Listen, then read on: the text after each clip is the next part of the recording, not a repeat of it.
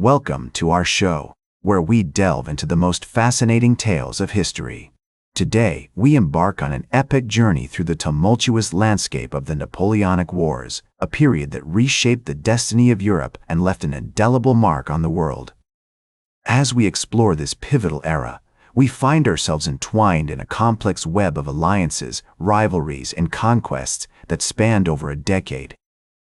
To understand the genesis of these wars, let us transport ourselves to the late 18th century, when the seeds of conflict were sown amidst the revolutionary fervor of France. The year was 1789, and the French Revolution had just begun, marking a significant turning point in European history. As the revolution gained momentum, it spawned a new generation of leaders, among whom Napoleon Bonaparte would emerge as a dominant figure. As we navigate the early history of the Napoleonic Wars, we find ourselves in the midst of a Europe torn apart by conflict and ambition. The Treaty of Campo Formio, signed on October 18, 1797, had brought a temporary peace between France and Austria, but it was short-lived.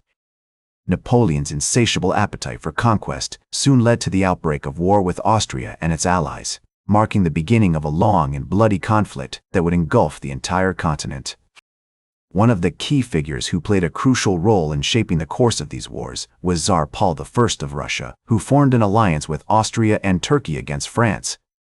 However, his assassination on March 23, 1801, led to a significant shift in Russian policy, as his son Alexander I adopted a more conciliatory approach towards Napoleon.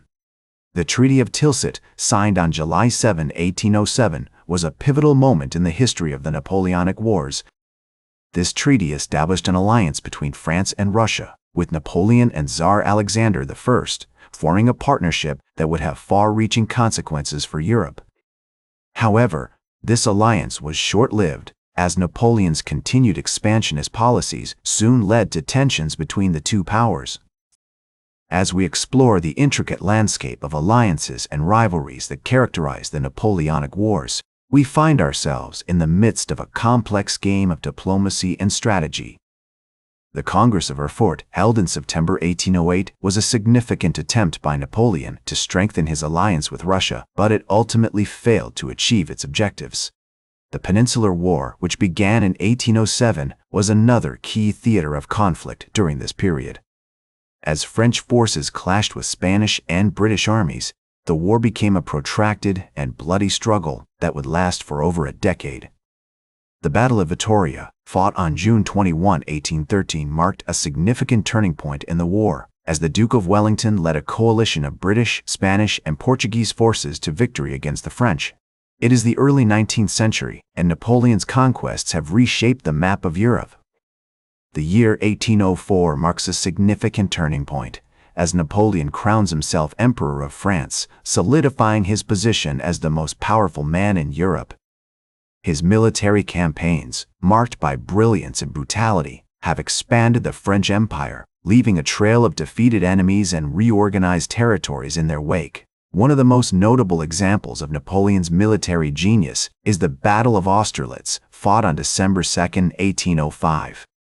This decisive victory over the combined forces of Austria and Russia cemented Napoleon's reputation as a master strategist and showcased his ability to adapt and innovate on the battlefield. As he once said, "An army marches on its stomach," highlighting the importance of logistics and supply in his military campaigns. The Treaty of Pressburg, signed on December 26, 1805, was a direct consequence of Napoleon's victory at Austerlitz. This treaty forced Austria to cede significant territories to France and its allies, further expanding Napoleon's empire. The reorganization of Europe under Napoleon's leadership led to the creation of the Confederation of the Rhine, a league of German states allied with France, which marked a significant shift in the balance of power on the continent. Napoleon's ambition, however, was not limited to the European mainland. His naval ambitions and desire to challenge British supremacy at sea led to the Battle of Trafalgar on October 21, 1805. Although the French and Spanish fleets suffered a crushing defeat, Napoleon's continental system, aimed at weakening Britain by restricting trade, continued to shape European economies and politics. As we delve deeper into this period, we find ourselves in the midst of a cultural and intellectual flowering that accompanied Napoleon's reign. The Napoleonic Code, introduced in 1804, was a comprehensive set of civil laws that standardized legal practices across France and beyond, leaving a lasting legacy in European jurisprudence. The Code's emphasis on equality before the law, property rights, and contractual obligations reflected the enlightened principles of the French Revolution, which had inspired Napoleon's rise to power. The artistic and architectural achievements of this era are equally impressive. Napoleon's commissions and patronage led to the creation of iconic landmarks such as the Arc de Triomphe, begun in 1806 to honor the soldiers of the Grande Armée.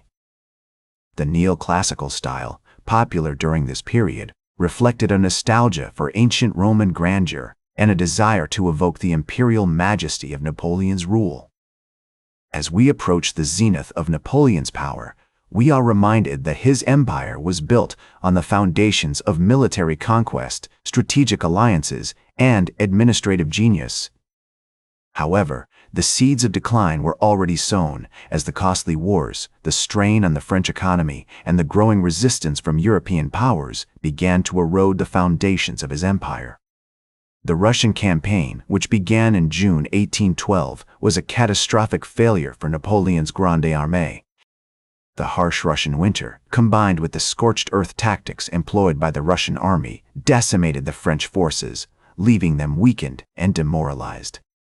The retreat from Russia was a brutal and devastating experience, with thousands of soldiers freezing to death or succumbing to disease. As the news of the disaster in Russia spread, the European powers that had been subjugated by Napoleon began to stir once more. The Sixth Coalition, comprising Britain, Russia, Austria, and Prussia, formed an alliance to defeat Napoleon and restore the pre-Napoleonic order in Europe. The coalition's armies, led by skilled generals such as Gebhard von Blücher and Arthur Wellesley, began to push back against the French forces. The Battle of Leipzig, fought on October 16, 1813, was a decisive victory for the coalition, marking a significant turning point in the war. Napoleon's army was defeated, and he was forced to retreat back to France. The coalition's armies continued to advance, eventually crossing into France and marching towards Paris.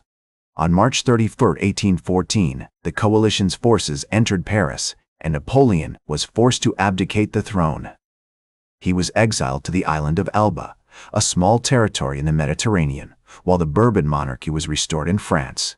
The Congress of Vienna, which convened in September 1814, aimed to reorganize Europe and establish a new balance of power. However, Napoleon's exile was short-lived. He escaped from Elba in February 1815 and returned to power in France for a brief period known as the 100 Days. His final defeat at the Battle of Waterloo on June 18, 1815, marked the end of his imperial ambitions. The coalition's armies, led by Wellington and Blücher, defeated Napoleon's forces, and he was exiled again, this time to the remote island of St. Helena, where he would remain until his death in 1821. The aftermath of the Napoleonic Wars saw a significant reorganization of Europe. The Congress of Vienna established a new balance of power, with Britain emerging as a dominant world power. The Bourbon monarchy was restored in France, and the country was forced to cede significant territories to its neighbors. The German Confederation, established in 1815, replaced the Holy Roman Empire, and the Italian peninsula was reorganized into several smaller states. His reforms, such as the Napoleonic Code, continue to shape European jurisprudence, while his artistic and architectural commissions remain iconic landmarks of the era. The tumultuous period of the Napoleonic Wars may have come to an end, but its impact on European history and culture will be felt for centuries to come. As the German philosopher Georg Wilhelm Friedrich Hegel once said, "The true significance of Napoleon's reign is that it marked the end of the feudal era and the beginning of the modern age." Indeed, the Napoleonic Wars marked a significant turning point in world history, shaping the course of European politics, culture, and society for generations to come. That's all for today's History with Herodotus. Remember to like, share, and subscribe, and until next time, remember, that to understand the present, we must first understand the past.